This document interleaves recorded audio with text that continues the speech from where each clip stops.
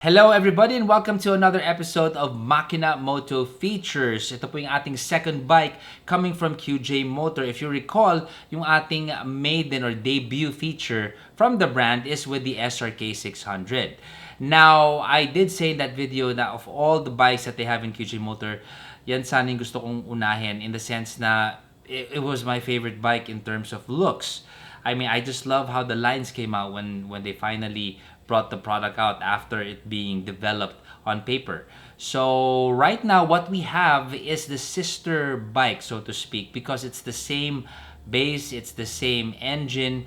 The only difference is yung kanyang fairing at yung handlebars and the seating position. In other words, this is the sport bike version of the SRK 600.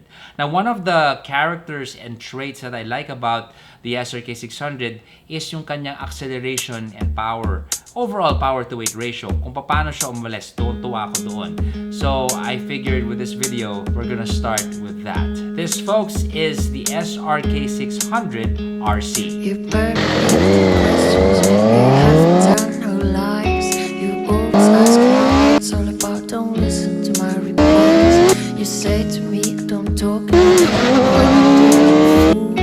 These times I've spent, I've realized I'm gonna shoot through and leave you the things you say.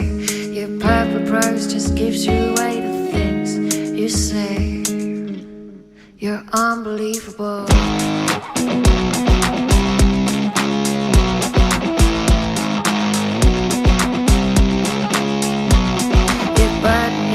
Problems, but tell me more of mine. I'm always so concerned with the way you say you always had stuff to think of us. Being one is more than I ever known, but this time I realized I'm gonna shoot through and leave you the things you say. You're purple. So essentially, kung laman loob ang pinag-uusapan and yung base, this bike is identical to the SRK 600. Na iba lang is, again, the fairing, the seating position. Yes, sub-sub siya, and it is more aerodynamic. So yes, same. We have a 600cc engine. It is liquid-cooled, double overhead cam, 4-cylinder siya, kaya yummy. Lakas niya, we are at 80.5 HP. Torque is at 51 Newton meters. Tangke, kasha 16.4 liters of fuel. Now, in terms of consumption, pareho lang din. I did notice it is still between 18 to 21 kilometers to a liter depending on how you ride. Safety natin, we have dual channel ABS. So with how things are rolling out with bikes dito sa level na ito, the SRK 600 RC has all the checks of the basic stuff. So with everything that has come out there, pinaka-basic is dual channel ABS. So I'm just glad that QJMoto has that going. The basics in terms of safety with this bike as well.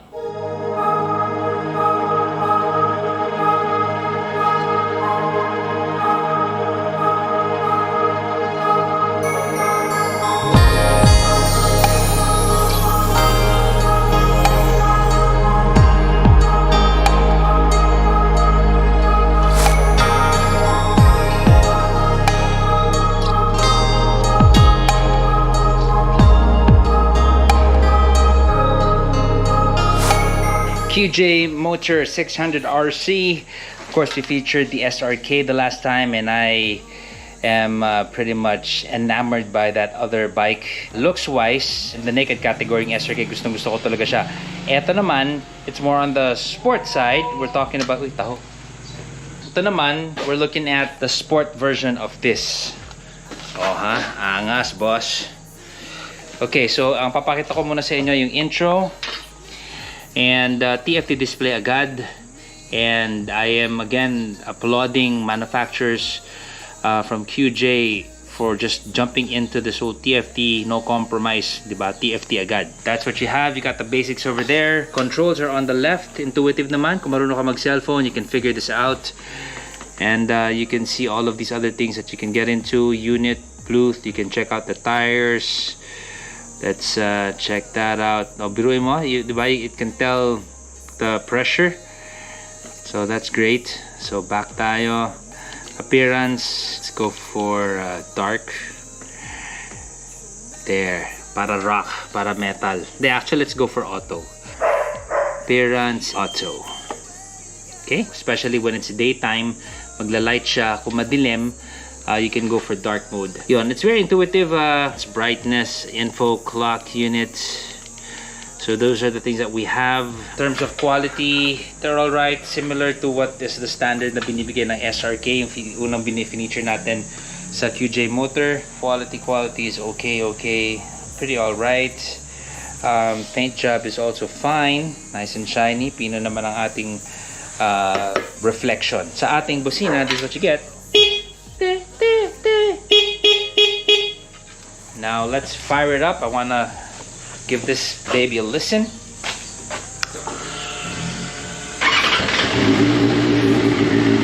There's that nice growl. Inline po tayo. Now one of my favorite configurations for engines, inline, di ba?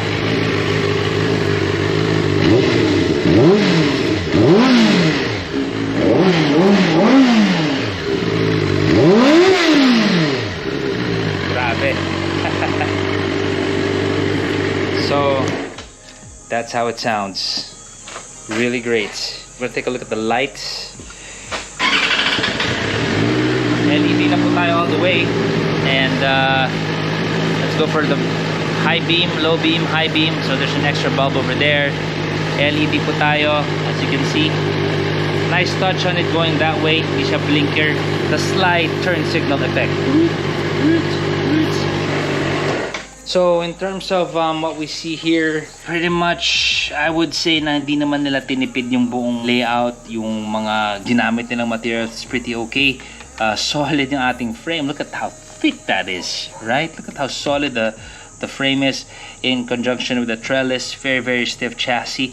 Kung meron ako dito siguro i-hyper nitpick, siguro ito, this would be more on the regular side, but everything else here, it's pretty much primo. Seat is also good quality. This is good upholstery right now. I don't know, man, like what I was saying with the SRK 600, what you get there in terms of quality, they're also gonna dish out here in the 600 RC. Between the both of them, I can say naman may enjoy ko din ito, but parang sobrang trip ko talaga yung naked version nito. Kumbaga pagpipilian ko yung sport versus yung naked RC, for me very quirky, very unique yung approach ng design sensibility ng SRK. Not to say that this is not a bad, kasi it's the same platform naman eh. Sub ka lang dito, sport bike mode ka dito. Mirrors natin are also okay, nice and thick. Integrated na siya dito. I wouldn't touch it, I wouldn't mess with that. Okay na yan. Nice touch on the wings. Pero tayong wings dito, carbon fiber. Tires are Superma ST tires. Superma ST tires. Kapit naman siya. I'm pretty happy. Syempre yung stopping power natin, no less, naka Brembo tayo. Double disc sa harap na Brembo, and that's thumbs up for me right there. Single shock here in the side, nice touch with that. These are the brakes. Pillion pegs, pati ito maganda rin ang quality. I'd get rid of this already, tatanggalin ko na to. Total pag sport bike, di yan ang gagamitin kong pang-angkas. However, dito sa kanan, pwede mo siyang tanggalin, but you gotta figure out to put a supporting bracket over here sa exhaust mo. This one, you can still connect to the bracket over here. So this little canister, hindi masyado apektado pag tinanggal mo to.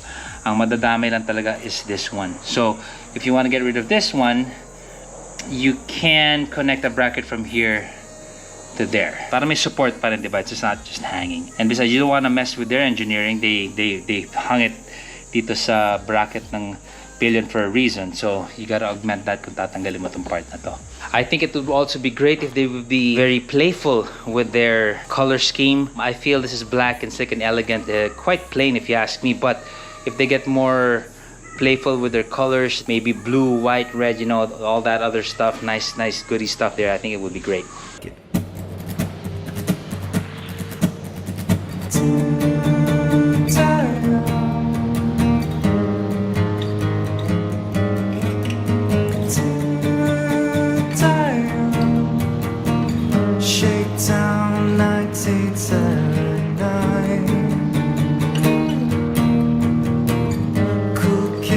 Never have a time.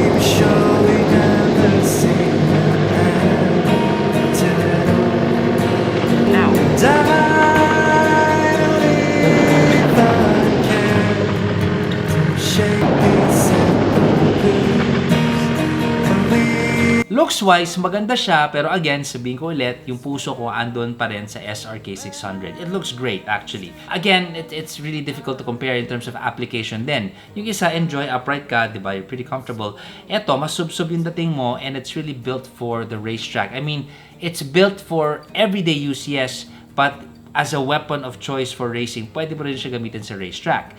Now, with that in mind, you might be thinking, can't the SRK 600 do that? Oo, pero iba pa rin naman yung talagang para doon, di ba? That's what QJMoto designed this for, to be a true blue sport bike. Now, in terms of balancing, I would say yes. I would say yung middle point balance niya, which is dead center in the bike and lower center of gravity, it's pretty okay. I think this can also compete pretty well against yung mga Japanese counterparts niya that have been around decades earlier, right? Kaya naman. I would think if there's anything that we have room for improvement in terms of the racing aspect, tonohan lang naman yan ng suspension. You can buy really high-end performance suspension for this, dial it in, and really, really good tires for the racetrack. Pirellis, Mitas, Metzler, you got Michelin, FDR, all of those great tires. Pag performance pang racetrack na talaga, this bike is going to shine, I'm telling you.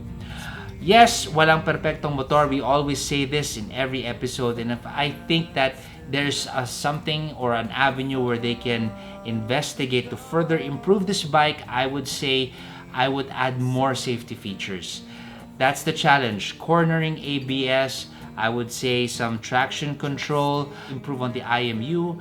All of this because China is in this position na kaya nilang maglagay ng isang katerbang tech sa motor and keep the prices low. I mean, ito naman talaga yung alas ng China eh.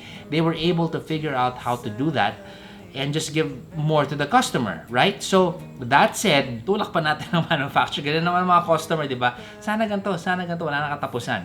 Si manufacturer naman habol ng habol to try to please the customer because the customer is the customer, right? So, if I were to suggest that, up the standard even more in this segment, and I would say even more integration with your mobile phones. I think that would be great para dito sa segment na ito. Kasi I'm telling you, months lang pagitan, pa-high-tech yung mga bike. Napakabilis ang pangyayari. Since the pandemic, I've been seeing bikes sa sobrang high-tech ng mga pinaglalagay nila. Palakihan ng tablet and all of that. So with this, it's just a matter of time. Because the base bike is sound. Kung anong meron ka, kung tanggalin mo lang yung mga electronics na yan, motor pinag-usapan, solid naman yung SRK 600 RC natin. Yun nga lang, dagdagan pa natin, di ba? So, ang price po nito, we are at 528,000 pesos. Again, at this point in time, as of this video, at least 30,000 less pag bumili po kayo ngayon, and that will bring it down to 498,000 pesos. That's a pretty significant discount if you choose to buy it right now.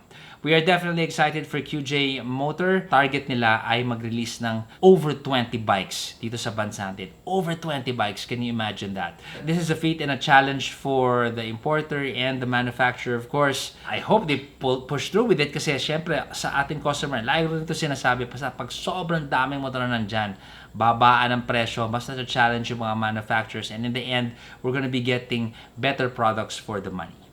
So yun, kita-kita po tayo sa daan, ingat po tayo lagi. Ito po si Sir Zach from Makina Moto Features saying, ciao!